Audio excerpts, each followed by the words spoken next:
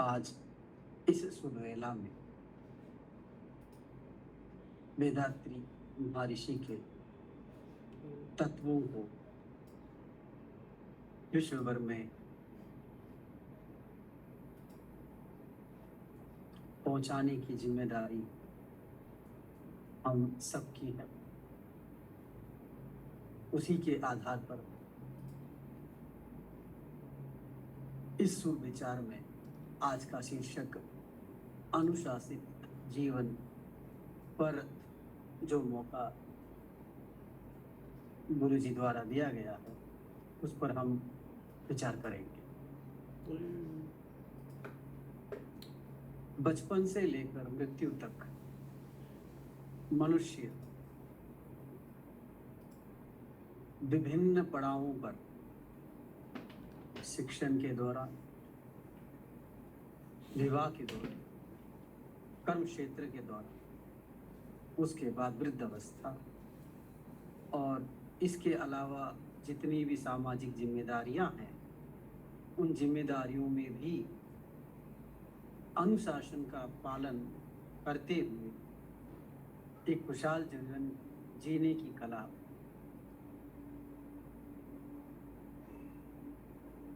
को पालन करते हुए अपना जीवन यापित करता है। मूल रूप से हर परिवार अपने बच्चों को संस्कार रूपी अनुशासन से पोषित करते हैं। संस्कार यानी कैसे बैठना, कैसे उठना, कैसे सोना, किस तरह से बात करना, अध्यापक से किस तरह से मर्यादापूर्ण व्यवहार करना, हर व्यक्ति के साथ किस तरह का सौहार्द का पालन करना, ये अनुशासित जीवन के अंतर्गत कुछ विशेष गुण हैं। पिछले 3-4 शताब्दियों के बाद 40 वर्षों के भीतर हमने ये देखा है कि जीवन का जो ढांचा है ये परिपूर्ण रूप से परिवर्तित हो चुका है। जहां हम लोग गुरुकुल की शिक्षा प्राप्त कर रहे थे वहीं से मैकेले की शिक्षा के साथ साथ संपूर्ण मानवीय परिस्थिति की जो है आज संघर्ष और हर चीज को जल्द प्राप्ति की ओर अग्रसर होकर चल रही है, जिससे मनुष्य का जीवन अनुशासन के दायरे से बाहर होते हुए विभिन्न परेशानियों का सामना कर रहा है। एक छोटे से उदाहरण की परिकल्पना करें। एक नदी अपने दोनों तटों के भीतर यदि सुंदर रूप से बहती रहे तो वो हमें सुंदर लगती है। यदि वही प्रकोप लेकर एक बाढ़ का आकार ले ले तो आसपास के जितनी सौंदर्यता है, जितने खेत खलियान हैं, जितने गांव हैं, वो सब रोंदते हुए उस पूरे माहौल को बिगाड़ देती है।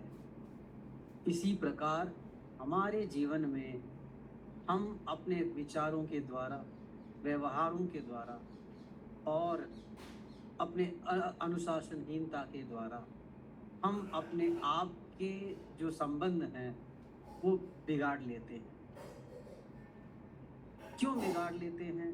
जब हम इस पर विचार करेंगे तो आप ये समझेंगे कि मनुष्य के भीतर हमेशा कुछ दूसरों से अधिक पाने की लालसा होती है, जिसे हम एक लोभ का पर्याय मानते हैं।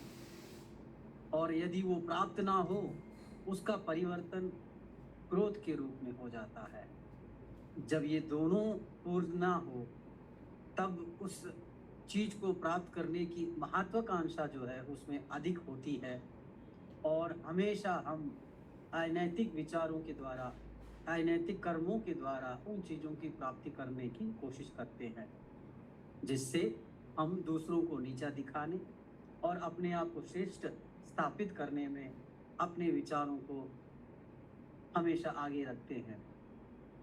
लेकिन महर्षि वेदात्री महाशेषी द्वारा दिए गए जो षटगुण विचार हैं, उन षटगुण विचारों को हम गहराई से समझेंगे तो हम ये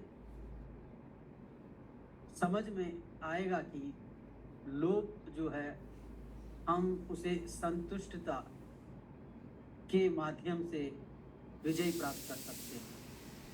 क्रोध को सहनशीलता के माध्यम से हम उस पर विजय प्राप्त कर सकते हैं। अनैतिक यौन आकर्षण को यौन सुचिता के द्वारा विजय प्राप्त कर सकते हैं। ऊंच नीच का व्यवहार त्यागते हुए हम उस भावना को उदारता की ओर स्वीकार करते हुए उस पर हम विजय प्राप्त कर सकते हैं। प्रतिशोध की भावना को दूर करते हुए हम अपने आप को सबको क्षमा करें तो हम उस प्रतिशोध की भावना पर विजय प्राप्त कर सकते हैं।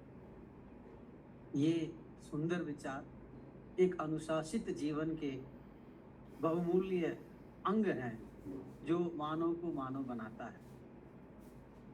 हमारी संस्कृति वही है जो सर्वत्र ईशव्यापी की भावना से प्रेरित होकर किसी को भी दुख ना पहुंचाने, दूसरों के दुख को दूर करने, ऐसे उच्च कोटि विचार जो वेदात्री महर्षि ने हमें दिए हैं, उस पर अपने जीवन व्यापन की कला को श्रेष्ठतापूर्ण स्थापित करने का एक श्रेष्ठ मार्ग है। शिक्षा की ओर ध्यान दें तो उस जमाने में शिक्षक हंटरों से बच्चों को मारता था, लेकिन जैसे जैसे समय परिवर्तन हुआ और नियमों और अधिनियमों के आधार पर उन पर अंकुश लगाया गया। लेकिन यदि अपने परिवार में हम अपने बच्चों को श्रेष्ठ गुण प्रदान कर पाएं, जब ये बच्चा शिक्षा की उस महास्थली पर अपना पैर जमाता है तो वो श्रेष्ठ गुण ही उसे एक अनुशासित जीवन की ओर ले जाता है। आज के जीवन में जहाँ पर मन विभिन्न उपकरणों के द्वारा दूषित हो चुका है, समय की सीमा को लांघकर हम देख पा रहे हैं कि बच्चे 12 बजे, 1 बजे, 2 बजे तक मोबाइल का उपयोग कर रहे हैं। अपने शारीरिक, मानसिक और बौद्धिक जो क्षमता है उस पर धीरे धीरे अंकुश लगाया जा रहा है। इस परिस्थिति में अनुशासित जीवन होना बहुत अति आवश्यक है। ये इसलिए भी जरूरी है कि यदि शरीर स्वस्थ होगा तभी हम हमारे विचारों में स्वस्थता ला पाएंगे। एक छोटे से उदाहरण के लिए, यदि हम देर से सोते हैं और जब सुबह जल्दी उठते हैं,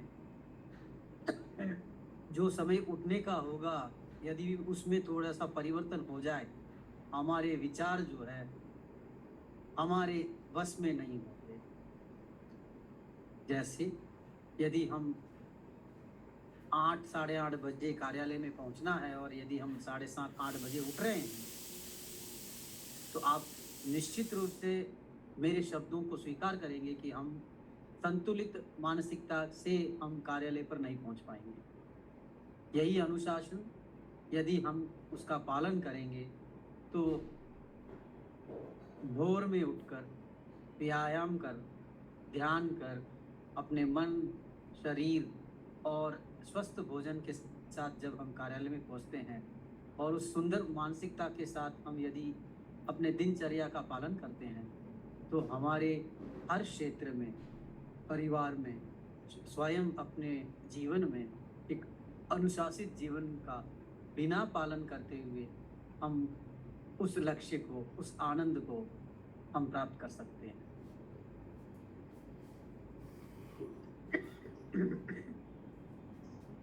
हम भारतीय हैं और भारतीय के विचारों में हमेशा अहिंसा और शांति का संदेश हम विश्व को देते हैं। यदि हम उस पर गहरा विचार करें तो हम ये देख पाएंगे कि आज हर व्यक्ति में उस लोभ और महत्वाकांक्षा के कारण उसमें असहिष्णुता का भाव जागृत होता रहता है, जिससे हम क्रोधित जल्द होते हैं और दूसरों पर उसको आरोपित कर दूसरों के दुख को हम जागृत कर उनको भी हम पीड़ा प्रदान करते हैं। हमें बहुत गहराई और विचार के द्वारा हमारे जो नैतिक कर्म हैं, दैनिक कर्म हैं और सामाजिक जो जिम्मेदारियां हैं, उसके साथ साथ संतुलित जीवन जीने के लिए हमें बहुत से परिवर्तन लाने होंगे। हमारा जीवन अहिंसा, सत्य, ईमानदारी, सहनशीलता, तटस्थता, आत्मसंयम, विनम्रता, अनावृत प्रयास करते रहना, ताकि जो भी त्रुटियां हो, जो भी कमजोरी हो, उस पर हम विजय पा सकें। जो ईर्ष्याहीनता के साथ हो, स्वप्रशंसाहीनता के साथ हो, सकारात्मक दृष्टि के साथ अपने जीवन का व्यापन कर सकें।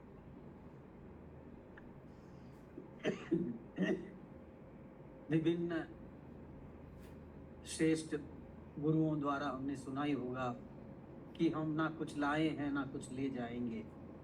तब ये अहम, ये क्रोध, ये श्रेष्ठ गुण स्थापित करने की जो होड़ है, उस होड़ को हम दूर रखकर हमेशा सेवा प्रदान करने की भावना को अपने भीतर जागृत कर जीवन व्यापन करें। जीवन में सुंदरता तभी आ सकती है जब हम किसी के अनैतिक व्यवहार से प्रभावित ना हो, तब हमारा मन अनुशासित रहेगा। मन के भीतर जागृत होने वाली विभिन्न भावनाएं हम पर विजय प्राप्त नहीं कर पाएगी। सबसे महत्वपूर्ण बात यह है कि क्रोध जो एक कड़ी के समान पूरे विश्व को दूषित कर सकता है, उस पर हमें विजय पाने की आवश्यकता है। काल चक्र के आधार पर मनुष्य आज असंतुलित भोजन, असंतुलित निद्रा और असंतुलित मेहनत के कारण अपने शारीरिक, मानसिक और अपने पारिवारिक दृष्टि से बहुत रूप से प्रभावित है, जिसे हम फास्ट फूड कहते हैं, जिसे हम अधिक कमाने की लालसा में अपने शरीर की शक्ति के ऊपर कार्य करते हैं और परिवार की जो जिम्मेदारी है उसे निभाने में हम थोड़ी सी कमी लाते हैं। उस पर हमें पुनः विचार करने की आवश्यकता है। सारी प्रकृति अपने नियमित रूप से चल रही है। समय और मौसम का परिवर्तन भी उसी प्रकार हो रहा है जो सदियों से हो रहा है, लेकिन मनुष्य अपने आप को इस विश्व में श्रेष्ठ, राष्ट्र विश्व में श्रेष्ठ और व्यक्तिगत रूप से आपको आगे श्रेष्ठ बनने की होड़ के कारण हम बहुत सी चीज़ें आसपास की जो हमें प्रेरणा प्रदान करने वाली है उसे भूल जाते हैं।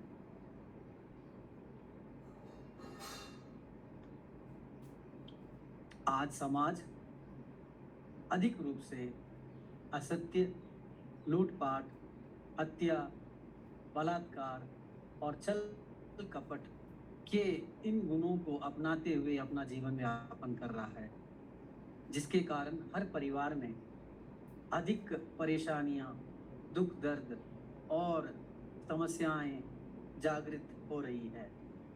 जीवन का यापन हमें सत्यनिष्ठा के साथ परिपालन करने की आवश्यकता है।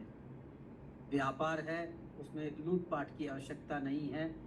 हम अपने जीवन को आराम से यापन कर सकते हैं।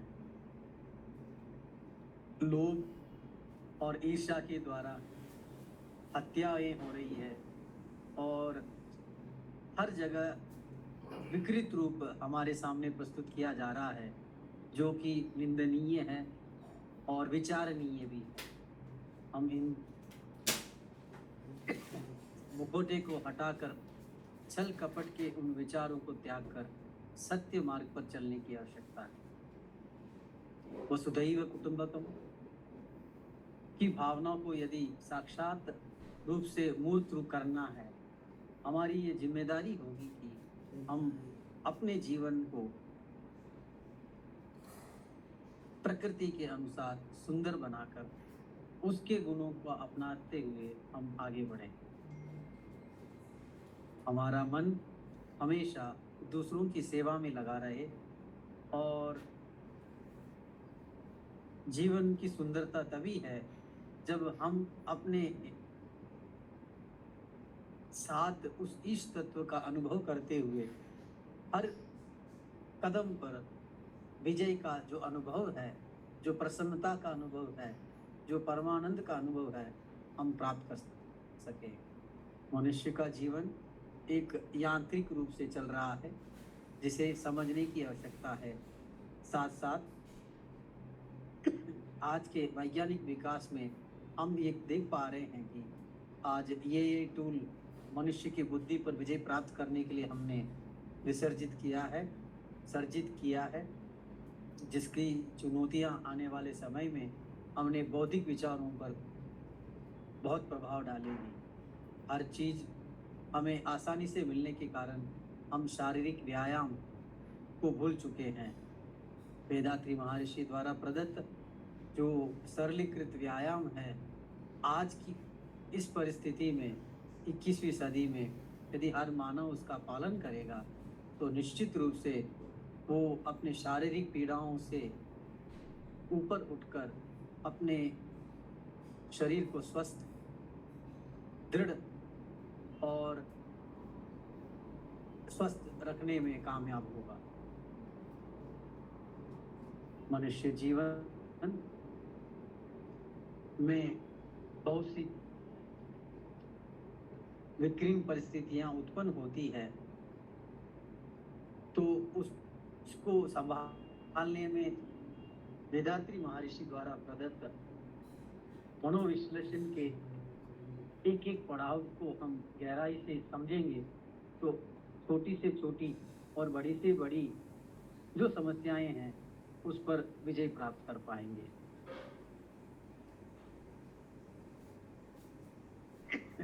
हर व्यक्ति के प्रति, हर जीव के प्रति स्नेह और करुणा का भाव ये प्राकृतिक स्वभाव है। उसी प्रकार हम उसी स्वभाव को अपनाते हुए हमारे हर कार्य में करुणा, प्रेम और सद्भावना के साथ हर व्यक्ति से हम व्यवहार करते हैं। ईशता अपनी स्वस्वीकरण शक्ति द्वारा समस्त प्रापंचिक वस्तुओं को संरक्षित करती है।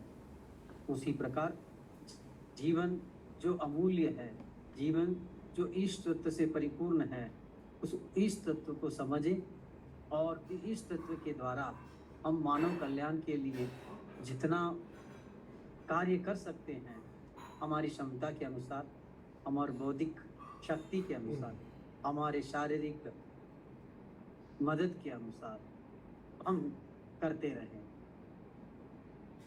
स्नेह और करुणा को अलग नहीं किया जा सकता। यदि मनुष्य में उस सद्गुण का आविर्भाव बचपन से ही होता है तो वो जीवन भर दूसरों की सेवा में लगा रहता है। उसका प्रभाव उसके पारिवारिक संस्कारों से ही प्राप्त होता है। यदि मनुष्य के जीवन में परिवार से वो गुण ना प्राप्त हो तो वो जीवन और सामाजिक कृत्यों में दुष्कर्म करता है, गलत काम करता है, दूसरों की लूट-कट कैसे करना चाहिए उस विचारों से परिपूर्ण रहता है। हम ये सभी जानते हैं कि श्रेष्ठ मनुष्य के 3 गुण होते हैं, रजोगुण, तमोगुण और उससे श्रेष्ठ सबसे श्रेष्ठ जो है सद्गुण। सद्गुण कैसे प्राप्त होते हैं? हमने अपने बहुत से ऋषि मुनियों द्वारा जाना है। वेदात्री महर्षि ने तो इस पर अपनी दृष्टि डाली है, जिसमें उन्होंने कहा है कि सात्विक भोजन, सात्विक विचार से मनुष्य सद्गुण उसके भीतर जागृत होते हैं। रजोगुण जो मनुष्य के विचारों में क्रोध है, और तमोगुण यानी मनुष्य हमेशा भोग विलास में लिप्त रहकर अपने जीवन को आनंदित मानता है, जो असत्य है। स्नेह के द्वारा ही हमारे भीतर करुणा जागृत होती है।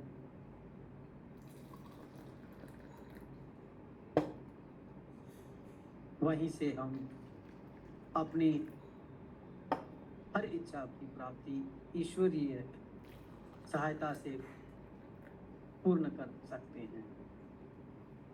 वह एक स्वाभाविक गुण है जिसे हम उत्पन्न नहीं कर सकते, और वो ही ईश्वरीय गुण है जो समझने की आवश्यकता है। वेदात्री महर्षि द्वारा अपने शरीर को स्वस्थ रखने के लिए एक विशेष कला दी गई है, जिसे हम कायाकल्प कहते हैं। ये मानव जीवन के लिए एक श्रेष्ठ देन है, जिसके परिपालना से हर व्यक्ति, चाहे वो नर हो या नारी हो, अपने जीवन को सुंदर और वृद्ध अवस्था को दूर करने में, अपने बीमारियों से बचने में वो सहायक है। अपने जीवन के आध्यात्मिक विकास के लिए वेदात्री महर्षि द्वारा बताए गए नियमों का यदि हम पालन करें तो मनुष्य का जीवन सुंदर होगा। अनुशासित जीवन यानी समय पर भोजन लेना, समय पर निद्रा करना, समय के अनुसार कर्म क्षेत्र में अपना कार्य करना, जो पारिवारिक जिम्मेदारियां उसे निभाना, और अपने विचारों में भी एक परिशुद्धता रखना, ताकि हमारा जीवन संतुलित रूप से चलता रहे। जीवन के विकास में जिस प्रकार एक छोटे से पेड़ में, पौधे में खाद डालने से और नियमित रूप से पानी डालने से समय अनुसार उसमें फल प्राप्त होता है, उसी प्रकार जीवन के हर पड़ाव में हम यदि हमारे अनुशासित जीवन का पालन करें तो समय अनुसार हमें हर कदम पर विजय प्राप्त होगी। हम ये समझते हैं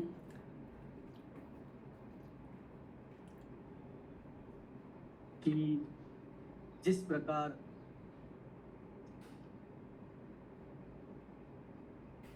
इस पूरे ब्रह्मांड का संचालन इस तत्व से हो रहा है, हमारे भीतर भी उसी इस तत्व की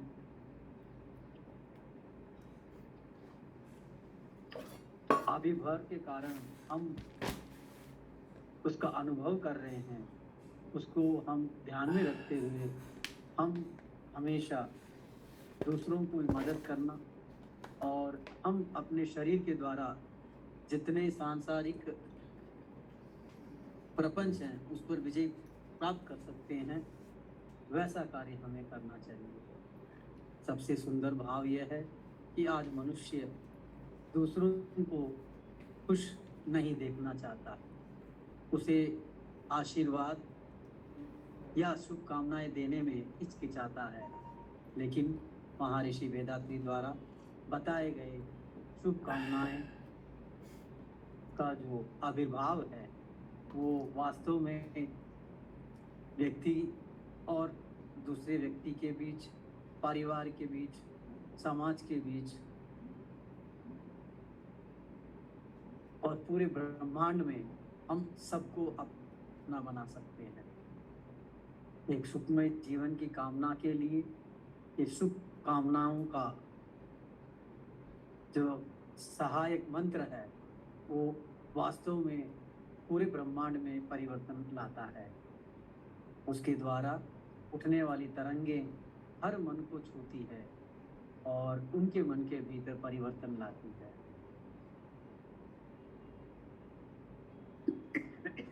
वार्कवलमुदन के शब्द के कारण जो परिवर्तन हमारे मन और मस्तिष्क में परिवर्तन लाता है, उसी प्रकार दूसरों के पीड़ाओं को हरने में भी ये शब्द बहुत शक्तिशाली है। जब तक हम दूसरों के कल्याण के विचार ना करेंगे, तब तक हमारे जीवन में कल्याण आना थोड़ा समय लग सकता है। जिस प्रकार शुभकामनाओं के द्वारा मन अत्यधिक शांत स्थिति में उस विचार को हम पूरे ब्रह्मांड में शुभकामनाएं देते हैं, चाहे वो जल के लिए हो, चाहे वो व्यक्ति के लिए हो, चाहे वो रिश्तेदारों के लिए हो, चाहे अपने परिवार के लिए हो, सहभागिनी के लिए हो, बच्चों के लिए हो, भाई बहनों के लिए हो, हर एक की कड़ी हमारे जीवन से जुड़ी हुई है। हम नकारात्मकता को त्याग कर सकारात्मक का भाव अपनाएं ताकि एक सुंदर समाज बनाने में हम सहायक बन सकें। शुभकामनाओं के द्वारा हमारे मन के भीतर क्रोध आने की संभावनाएं कम होती है। जो भी हमें शत्रु मानते हैं वो भी हमारे मित्र के रूप में कार्य करेंगे। ऐसी महान शक्ति उस शब्द में है। स्वयं के मन में तनाव के जो गुण हैं वो सामान्य रूप से शुभकामनाओं के द्वारा कल्याणात्मक भावना के रूप में परिवर्तित हो जाएंगे। दिव्य शक्ति के संचार में पता है कि हर जगह व्याप्त है, हमारे भीतर भी व्याप्त है। जब हम अपने पंच इंद्रियों द्वारा उन सत्य विचारों को, सत्कर्मों को, सत्य कार्य द्वारा हम जब कार्य करते हैं, नियंत्रित मन रहता है, उसी को हम अनुशासित जीवन के माध्यम से एक विजय भाव जीवन बनाने में सफल हो पाएंगे। जीवन की हर एक कड़ी में हर व्यक्ति की जिम्मेदारी है कि वो अपना कार्य यथासंभव और यथाबल के साथ करे, जिसमें हमारे गुरु वेदात्री महर्षि का आशीर्वाद हम लोगों पर मार्गदर्शन के रूप में हमेशा शक्ति प्रदान करता रहेगा। जिस प्रकार वेदात्री महर्षि ने विज्ञान और सत्व ज्ञान की सम्मिलित शिक्षा द्वारा हमें आध्यात्मिक चेतना को सरल रूप से पाने की जो कला दी है, उसके माध्यम से हम विश्व के भी कठिन से कठिन समस्याओं को हल करने में विजय प्राप्त कर पाएंगे। वेदात्री महर्षि द्वारा सरल कुंडली योगा, सरल आत्मविश्लेषण, सरल कायक, इस महत्वपूर्ण देन के कारण हम वास्तव में उनके ऋणी हैं कि ऐसे महान व्यक्तिगत द्वारा संसार के उद्धार के लिए जो कार्य किया गया है वो वास्तव में श्रेष्ठ है। और विश्व कल्याण की जो सुंदर भावना है, हर व्यक्ति में शांति के जो गुण हैं उसे प्राप्त करने में हम सब उनके मार्गदर्शन को, उनके मार्ग को अपनाते हुए जीवन यापन करें। इसकी चंद सुझाव दूंगा कि हम हर कार्य को संतुलित आत्मविश्लेषण करते हुए अनुशासित जीवन जिए, ताकि हमारे द्वारा किसी अन्य व्यक्ति को दर्द ना हो, पीड़ा ना हो और एक हम सुंदर समाज की स्थापना में यथासंभव अपना सहयोग कर सकें। धन्यवाद। जिए संसार, जिए संसार, जिए सब वार्ड खबर।